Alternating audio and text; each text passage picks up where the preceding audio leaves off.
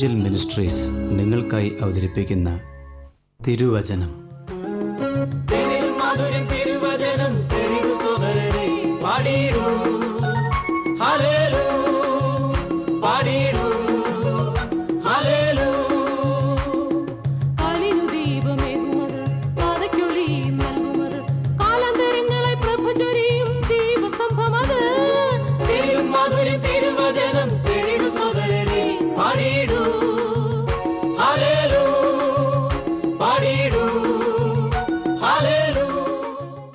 ഇന്ന് നമ്മോട് ദൈവവചനത്തിൽ നിന്ന് സംസാരിക്കുന്നത് Suviseshakan James M Thomas Nedumbassery.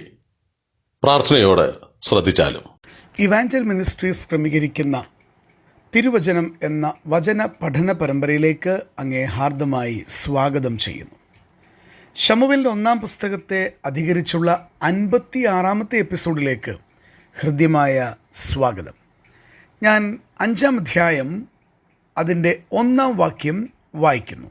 തുടർന്ന് 2-ാം വാക്യം കൂടെ ശ്രദ്ധിച്ചാലും. ഫെലിസ്ത്യർ ദൈവത്തിൻ്റെ പെട്ടകം എടുത്ത് അതിനെ എബനേസറിൽ നിന്ന് അസ്തോദിലേക്ക് കൊണ്ടുപോയി. 2-ാം വാക്യം, ഫെലിസ്ത്യർ ദൈവത്തിൻ്റെ പെട്ടകമെടുത്ത് ദാഗോൻ്റെ ക്ഷേത്രത്തിൽ കൊണ്ടുചെന്ന് ദാഗോൻ്റെ അരികെ വെച്ചു. ദൈവത്തിൻ്റെ പെട്ടകം ഇപ്പോൾ ഫെലിസ്ത്യരുടെ കരങ്ങളിലാണ്. അവരതിനെ എബനേസറിൽ നിന്ന് 1-ാം വാക്യത്തിൽ അസ്തോദിലേക്ക് കൊണ്ടുപോകുന്നു. എന്നാൽ 2-ാം വാക്യത്തിലേക്ക് വരുമ്പോൾ ഇത് ദാഗോൻ്റെ ക്ഷേത്രത്തിൽ ദാഗോൻ്റെ വിഗ്രഹത്തിൻ്റെ അരികെ വയ്ക്കുന്ന കാഴ്ചയാണ് കാണുവാൻ കഴിയുന്നത്.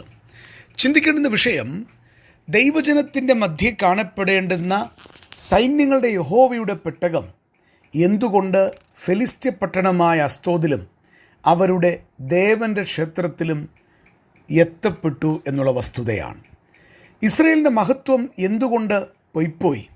വാസ്തവത്തിൽ ഓർക്കേണ്ടുന്നൊരു വിഷയമുണ്ട്. ദൈവം അവിടുത്തെ വാഗ്ദത്തങ്ങളിൽ അതിവിശ്വസ്തനാണ്. ദൈവം ഒരിക്കലും വാക്കുമാറ്റുകയില്ല.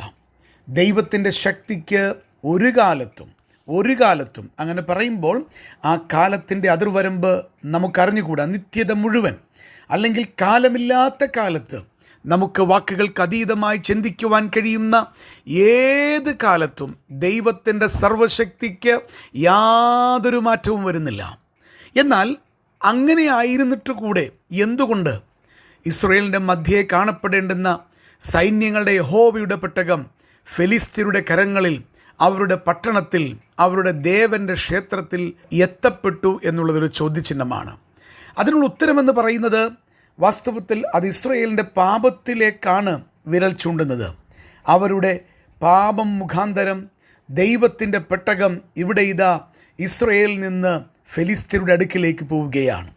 ദൈവത്തിൻ്റെ സാന്നിധ്യം, ആ സാന്നിധ്യത്തെ കുറിക്കുന്ന പെട്ടകം തൻ്റെ ജനത്തിൻ്റെ നടുവിൽ നിന്ന് ശത്രുക്കളാൽ പിടിക്കപ്പെടുന്ന കാര്യം നമുക്ക് കാണുവാൻ കഴിയുകയാണ്. ഇത് വളരെ ചിന്തിക്കേണ്ടുന്ന, നാം നമ്മെ തന്നെ പരിശോധിച്ച് ദൈവസന്നിധിയിൽ നമ്മളെ യഥാസ്ഥാനപ്പെടുത്തേണ്ടുന്ന ആവശ്യത്തിലേക്കാണ് വിരൽ ചൂണ്ടുന്നത്. ഫെലിസ്ത്യരുടെ 5 പ്രധാന പട്ടണങ്ങളിൽ ഒന്നാണ് അസ്തോദ് എന്ന് പറയുന്നത്. അത് യെരുശലേമിന് 33 മൈൽ വടക്കാണ് സ്ഥിതി ചെയ്യുന്നത്. ധാന്യങ്ങളുടെയും കാർഷിക ഫലങ്ങളുടെയും മറ്റും ദേവനായ ദാഗോൻ്റെ ശരീരത്തിൻ്റെ കീഴ്ഭാഗം മത്സ്യത്തിൻ്റെ രൂപവും മുകൾ ഭാഗം മാനുഷ്യരൂപവുമായിരുന്നു. അത്തരത്തിലുള്ള പ്രാകൃത ദേവൻ്റെ ക്ഷേത്രത്തിലേക്ക് ജീവനുള്ള ദൈവത്തിൻ്റെ സാന്നിധ്യത്തെ കുറിക്കുന്ന ദൈവത്തിൻ്റെ പെട്ടകം എത്തപ്പെട്ടു എന്ന് പറഞ്ഞാൽ എത്രമാത്രം ഇസ്രയേലിൻ്റെ പാപം ദൈവസന്നിധിയിൽ മാരകമായി എന്ന ചിന്ത നമ്മുടെ ഹൃദയത്തിലേക്ക് വരേണ്ടതാണ്. പ്രിയപ്പെട്ടവരെ, നമ്മുടെ ജീവിതത്തിൽ ദൈവത്തിൻ്റെ സാന്നിധ്യമുണ്ട്. എന്നാൽ ആ ദൈവത്തിൻ്റെ സാന്നിധ്യം അനുഭവിക്കുവാൻ കഴിയണമെങ്കിൽ വിശുദ്ധിയോടെ ജീവിക്കുവാൻ ദൈവം മുൻപാകെ നിർബന്ധപൂർവമായി കർത്താവ് നമ്മോട് ആവശ്യപ്പെടുന്നുണ്ട്.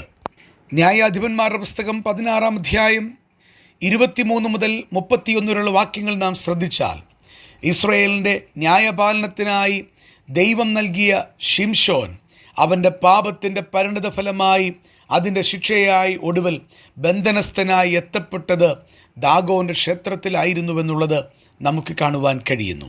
നോക്കുക, എത്ര പരിതാപകരമായ സ്ഥിതിയാണ്. ദൈവം ന്യായപാലനത്തിനായി നൽകിയ ഈ ശിംശോൻ തൻ്റെ ജീവിതത്തിൽ ആവർത്തിച്ചുള്ള തെറ്റുകൾ മുഖാന്തരം ഒടുവിലെത്തപ്പെട്ടത് ബന്ധനസ്ഥനാക്കപ്പെട്ട് ദാഗോന്റെ അന്യദേവന്റെ ക്ഷേത്രത്തിൽ ഒരു കളിപ്പാവയായി അവരുടെ മുൻപിലേക്ക് വരുമ്പോൾ ഒരു ദൈവ പൈതൽ എത്രമാത്രം കർത്താവിൻ്റെ മുൻപാകെ ശരിയായി ജാഗ്രതയോടെ വിശുദ്ധിയിൽ ദൈവകൽപ്പന പ്രമാണിച്ചുകൊണ്ട് ജീവിക്കണമെന്നുള്ളതിൻ്റെ ഒരു വിരൽ ചൂണ്ടലായി നമുക്കിതിനെ കാണുവാൻ കഴിയുന്നുണ്ട്. വീണ്ടും ഞാൻ 1-ാം വാക്യം ഒരിക്കൽ കൂടെ വായിക്കാം. ഫെലിസ്ത്യർ ദൈവത്തിൻ്റെ പെട്ടകമെടുത്ത് അതിനെ എബനേസറിൽ നിന്ന് അസ്തോദിലേക്ക് കൊണ്ടുപോയി. എബനേസർ എന്ന വാക്കിൻ്റെ അർത്ഥം ഇത്രത്തോളം യഹോവ സഹായിച്ചുവെന്ന. അസ്തോദ് എന്ന് പറഞ്ഞാൽ ചായുന്നത്, ചരിയുന്നത്, തുറസായതും ഭയങ്കരവുമായൊരു സ്ഥലമെന്ന. വാസ്തവത്തിൽ ദൈവം ഇത്രത്തോളം സഹായിച്ചുവെന്നോർത്ത് ദൈവത്തെ സ്തുതിക്കുവാൻ പ്രേരിപ്പിക്കുന്ന സ്ഥലത്ത് നിന്ന് അത് ചരിയുന്നതും ചായുന്നതും ഭയങ്കരവുമായൊരു സ്ഥലത്തേക്ക് മാറ്റപ്പെടുന്നു എന്ന് പറയുന്നത് ഏതു ഭക്തൻ്റെ ഹൃദയത്തിലാണ് ദുഃഖമുണ്ടാക്കാത്തത്? ആത്മീയ വിഷയങ്ങളിൽ അങ്ങയ്ക്ക് പരാജയങ്ങൾ സംഭവിക്കുമ്പോൾ അതിൽ ദുഃഖം വരുന്നില്ലെങ്കിൽ അത് മാരകമായ കുഴപ്പത്തിലേക്കാണ് വിരൽ ചൂണ്ടുന്നത്. അങ്ങയുടെ ജീവിതത്തിൽ വന്നിട്ടുള്ള ആത്മീയ ജീവിതത്തിൻ്റെ ശോഷണത്തെ ഓർത്ത് ദുഃഖിക്കുവാൻ, അകൃത്യങ്ങളെ ഓർത്ത് കരയുവാൻ, തിരികെ വന്ന് യഥാസ്ഥാനപ്പെടുവാൻ കഴിയുന്നില്ലെങ്കിൽ അത് ഭയാനകമായ ചിത്രത്തിലേക്കാണ് അങ്ങ് എത്തിക്കുന്നത് എന്നുള്ളത് പറയാതിരിപ്പാൻ നിവൃത്തിയില്ല. എന്നാൽ ഈ കൃപയുടെ സമയത്ത് തിരികെ വരുവാനുള്ള അവസരം ദൈവം ഒരുക്കിയിട്ടുണ്ട്. ദൈവത്തെ ഭയത്തോടെ സേവിക്കേണ്ടുന്ന ഇസ്രായേൽ ജനവും പുരോഹിതന്മാരുമെല്ലാം ദൈവസന്നിധിയിൽ പാപത്തിൽ തുടർന്നപ്പോൾ കർത്താവ് അവരെ കൈവിടുകയും ദൈവത്തിൻ്റെ പെട്ടകം ശത്രുവിൻ്റെ കരങ്ങളിലേക്ക് ഏൽപ്പിക്കുകയും ചെയ്യുന്നു. കൃത്യമായി ഓർമ്മപ്പെടുത്തട്ടെ, നമ്മുടെ ജീവിതത്തിൻ്റെ പാപം വിശുദ്ധിയിൽ വസിക്കുന്ന കർത്താവിന് സഹിച്ചുകൂടുവാൻ കഴിയാത്തതാ. നമ്മുടെ ജീവിതത്തിൻ്റെ കുറവുകൾ നാം ഏറ്റുപറഞ്ഞ് ഉപേക്ഷിക്കാതെ ഇരുന്നാൽ ഓർക്കേണ്ടുന്ന ചില കാര്യങ്ങൾ പറയട്ടെ. ആ ദൈവത്തിൻ്റെ മഹത്വം നമ്മളിലൂടെ ലോകത്തിന് വെളിപ്പെടേണ്ടത് വെളിപ്പെടാതിരിക്കും. അത് ചെറിയൊരു കാര്യമല്ല, അത് വളരെ പരാജയത്തിലേക്കാണ് വിരൽ ചൂണ്ടുന്നത്.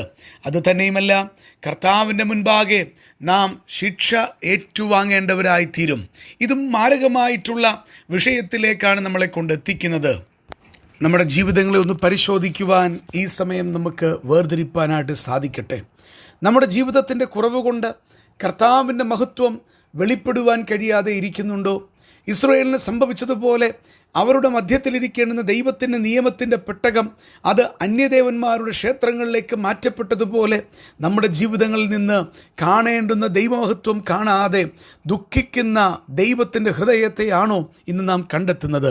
പ്രിയപ്പെട്ടവരെ, നമ്മുടെ ജീവിതങ്ങളിൽ കർത്താവിൻ്റെ സന്നിധിയിൽ ഒരു തിരിച്ചു വരവിന്, ദൈവമുൻപാകെ ദൈവമഹത്വത്തിൻ്റെ പ്രദർശനവേദിയായി നമ്മുടെ ജീവിതങ്ങൾ എപ്പോഴും നിലനിൽക്കേണ്ടതിന് കർത്താവിനോട് നമുക്ക് നിരക്കുവാൻ, നമ്മുടെ ജീവിതത്തിൻ്റെ കുറവുകൾ ഏറ്റുപറയുവാൻ, കണ്ണുനീരോടെ തിരികെ വരുവാൻ ഈ ചിന്ത മുഖാന്തരമാകട്ടെ എന്ന് പ്രാർത്ഥിക്കുന്നു. ദൈവം അങ്ങയെ ധാരാളം അനുഗ്രഹിക്കട്ടെ.